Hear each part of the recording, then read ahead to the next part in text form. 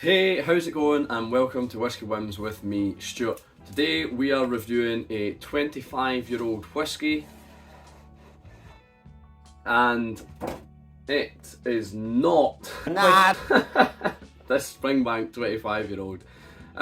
This is actually a box. What's in the box? What's in the fucking box? Just an empty box that was donated to me by Gav. Gav's Drams, you can check him out on YouTube. He has a YouTube channel, he does reviews, and he reviews stuff like Springbank 25. And I'm pretty sure he's reviewed the Springbank 30 as well. He basically opens everything and anything. And it's great to see another reviewer that does that. And also Gav's a genuine, down-to-earth guy. And I do get on with him so well. I've even been round to his house, we've had blind tastings together. So yeah, thanks for this box, Gav. I will try and slot it in a space on the wall, take something out and put this in so I can see it and treasure it. So yeah, thank you very much. Anyway, we are reviewing a 25-year-old, but it's this Master of Malt 25-year-old blended malt. It's bottled at 44.8% ABV. It's £89.95. Non-chill filtered, it says on the label there, and it doesn't state about colouring, but I don't know. I can't imagine it being coloured. Disgorged October 2018. It's a cask hogshead, distilled May 1993. There's a little bit on the side here, but only bloody just. This is technically a teaspoon malt. Meaning that a microscopic amount of one single malt has been added to another, then sold on for blending purposes before we get our grubby little mitts on it. So that's interesting. This is a blended malt, however it's teaspooned, so it's not actually a blend, if you like. Yeah, like I said, £89.95, which is pretty good for a 25-year-old whiskey. I'm not gonna say blend anymore because it's teaspooned. It's not really a blend.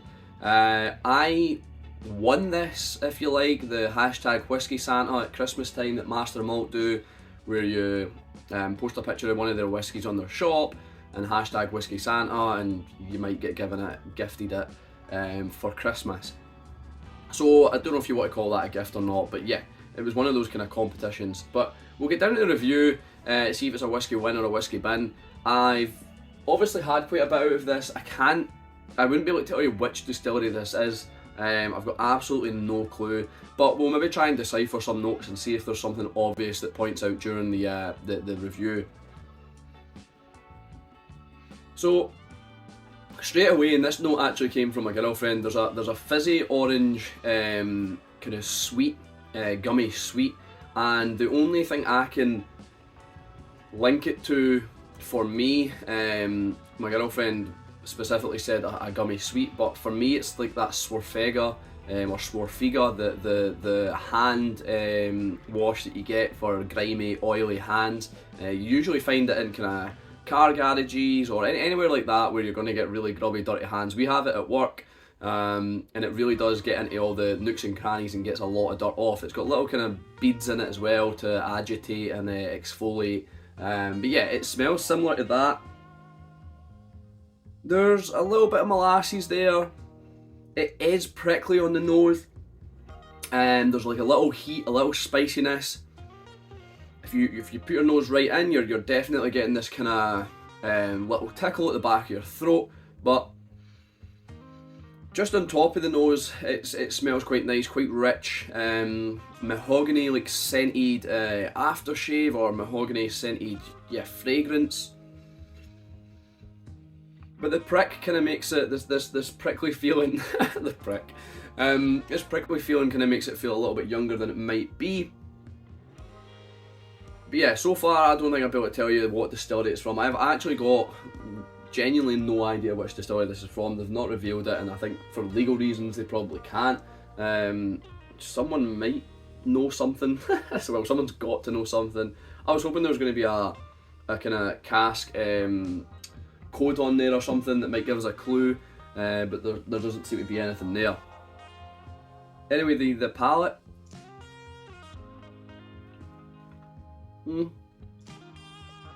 A kind of treacle flavour, Or maybe it's still molasses because it's more bitter than sweet. And treacle's probably a little bit sweeter than molasses. So yeah, probably molasses again, just to tie in with the nose. There's a rum, well, a flavour that's quite familiar with rum. A little bit spicy. Yeah, a little rummy. There's also like these, I don't know, dried fruits that you've soaked in alcohol overnight. It's definitely sherried, a definitely sherried whiskey, obviously, but there's this real alcoholic kind of yeah, just soaked dried fruits in alcohol. If you're making, I don't know, a Christmas cake, a fruit cake or something like that, just boozy, real boozy, that was the word I was looking for, real kind of boozy, rummy raisins or something like that. It's nice, it's sticky, it's tasty, there's no denying that. There's some toasted malt there, there's a little bit of a kind of oak tannin as well. There is quite a wood dominance in this in this whiskey. So yeah, we'll see what else there is. Maybe some hazelnuts towards the end of the palate, kind of coming towards the finish. The finish itself, yeah, it's long. There's praline, there's maybe some brandy, there's candied orange as well there, and just as you're getting the last remnants of the whiskey, there's definitely a kind of strong milk chocolate flavour. Yeah, what distillery would it be? I've got absolutely no idea. I thought I might be able to think of something, maybe something like Craig Ellachie. That's very American. But I don't know, I've got no idea what this could be. So anyway, we'll get down to the review. We'll see if it's a Whisky Win. I've got the coin here, hopefully it focuses. We'll see if it's a Whisky Win or a Whisky Bin. And I'm sorry if you can see my nails, they've got a little bit of dirt in them. I've been away at the weekend. I have washed. It's just I've been away and we were camping and stuff, so I've not managed to get all the dirt out yet. So I'm sorry if that's minging. So yeah, we'll get down to the review. I don't know why I said that. You've probably not even seen anything. Would I buy it again? So I didn't buy this anyway, but would I buy it again? I don't think I would. The reason being is because, yeah, blended malt, teaspoon malt, whatever. There's other ones that I've enjoyed more. Not that I've not enjoyed it. It is nice, and I am enjoying it, and it's tasty. But there's the Thompson Bros ones are the most they're the ones that stick out in my head. And they were maybe £80. Yeah, they're a little bit younger, so technically this is better value in that sense, but they were a lot better for me. Like I said, it's still enjoyable and it's still nice. I wouldn't buy it again though. Would I recommend it? Yeah, definitely. I think it's one to try. Once I get halfway down this bottle, I'm going to give it to one of the Taves guys and one of the Patreons, Ryan, who's also the distillery manager or whatever you want to call him at 8 Doors Distillery. So he's going to get the rest of this bottle. And do I think it's worth it? I think this is good value, especially if it's a teaspoon malt.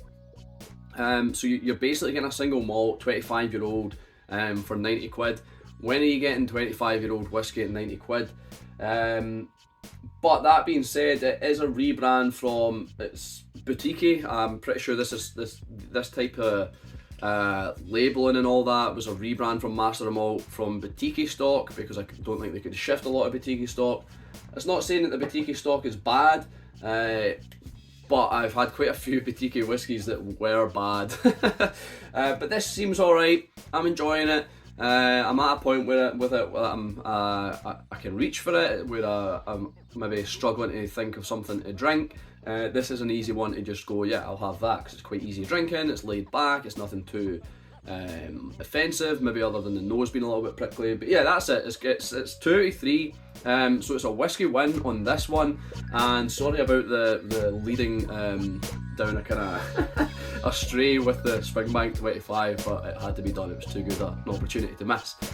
So yeah, once again, thanks for watching. I've been Stuart, this has been Whisky Whims. I'll see you later.